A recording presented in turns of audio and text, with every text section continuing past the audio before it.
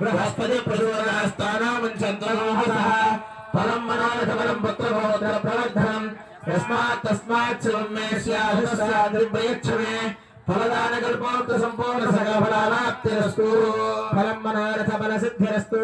सभायै नमः निर्विघ्नमस्तु आचम्या